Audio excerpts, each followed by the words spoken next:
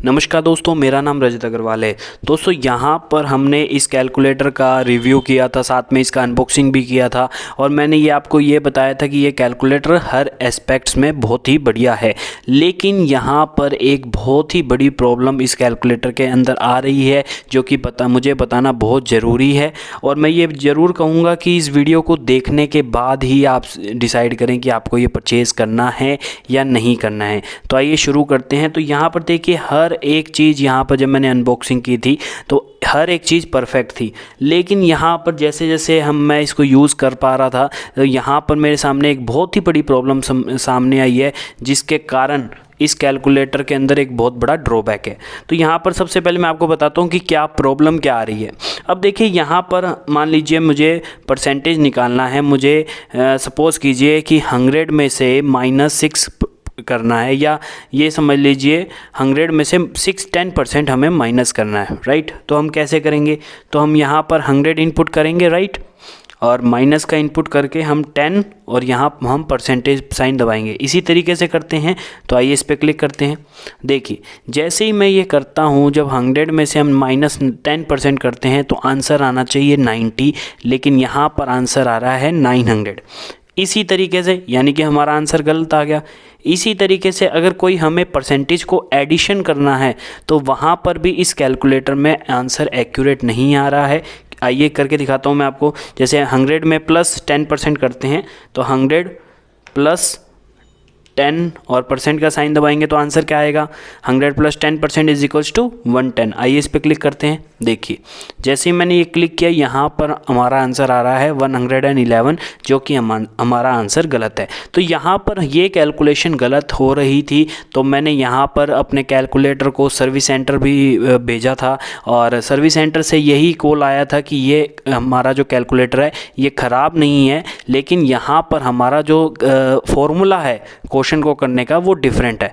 तो इस तरीके से मैंने काफ़ी टाइम इस पर निकाल दिया। मैंने कस्टमर केयर से भी बात करी तो कस्टमर केयर की तरफ से भी यही था कि हमारा ये कैलकुलेटर बिल्कुल सही है, लेकिन यहाँ पर करने का तरीका अलग है।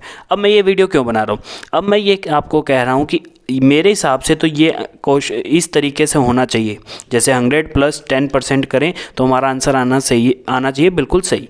अब मैं ये कह रहा हूँ कि अगर आपने ये कैलकुलेटर परचेज़ नहीं किया है तो मैं प्रेफर करूँगा कि आप इसे ना परचेज़ कीजिए, क्योंकि हम नॉर्मल यूज़ में परसेंटेज काफ़ी एडिशन करते हैं, सब्ट्रैक्ट करते हैं, लेकिन अगर आपने इसे परचेज़ कर लिया है तो भी टेंशन लेने की बात नहीं है। आप इसको एक ऑल्टरनेटिव तरीके से कर सकते हैं, वो भी ज़्यादा हार्ड नहीं है, लेकिन पैटर्न बदल जाता है जिसको हम टाइम लगता है हमें उसे चेंज करने के लिए। तो आइए मैं आपको पैटर्न बताता हूँ कि हमारा क्या पैटर्न है, किस तरीके से हम इसे करेंगे। तो हमें करना क्या है, सिंपली कुछ नहीं करना। मान लीजिए आपको करना है 100 + 10%, तो हमें 10% 100 करना है। तो आपको कुछ नहीं करना, डायरेक्टली 100 करना है। अब 100 के बाद आपको पहले आप क्या करते थे, प्लस या माइनस इनपुट करते थे, अब आपको मल्टीप्लिकेशन साइन इनपुट करना है, राइट। तो हमें यहाँ पर मल्टीप्लिकेशन साइन इनपुट करना है और परसेंटेज कितनी एडिशन करनी है, 10%, तो हम यहाँ पर 10% इनपुट कर देंगे। अब यहाँ मैंने 10% इनपुट कर दिया है। अब आपको क्या करना है, अब अगर उसको एडिशन करना है यानी कि आपको 10% ऐड करना था तो डायरेक्टली प्लस साइन को इनपुट कर दीजिए। देखिए बिल्कुल आसान हो गया है।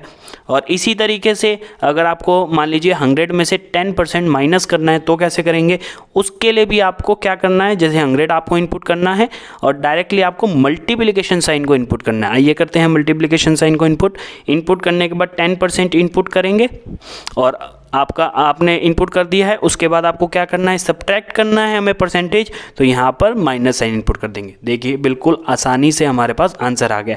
यानी कहने का मतलब ये है कि आपको परसेंटेज ऐड करना है, सब्ट्रैक्ट करना है, आपको क्या करना है, मल्टीप्लिकेशन यूज़ करना है। मल्टीप्लिकेशन यूज़ करने के बाद डायरेक्टली आपको अगर परसेंटेज को ऐड ऑन करना है तो प्लस दबा दीजिए और लेस करना है तो माइनस दबा दीजिए, तो आपका आंसर बिल्कुल एक्यूरेट आ जाएगा। तो ये मैं आपको प्रेफर इसलिए कर रहा हूँ कि आप इसे ना परचेज़ कीजिए। उसका मेन कारण ये है कि ये थोड़ा सा हम रूटीन में जो यूज़ करते हैं उससे थोड़ा डिफरेंट हो जाता है। हार्ड नहीं है लेकिन डिफरेंट हो जाता है। अगर आपने परचेज़ कर लिया है तो आप इस तरीके से बिल्कुल आसानी से इसे निकाल सकते हैं। बाकी कैलकुलेटर जो है वो बहुत ही ज़्यादा परफेक्ट है, लेकिन अगर कैशियो इसमें भी अगर डायरेक्ट सिंप्लीफाइड परसेंटेज का रखती फॉर्मूला तो हमारे लिए बहुत ही बढ़िया होता और ये कैलकुलेटर परफेक्ट कहलाता। धन्यवाद दोस्तों इस वीडियो को देखने के लिए। Thank you very much.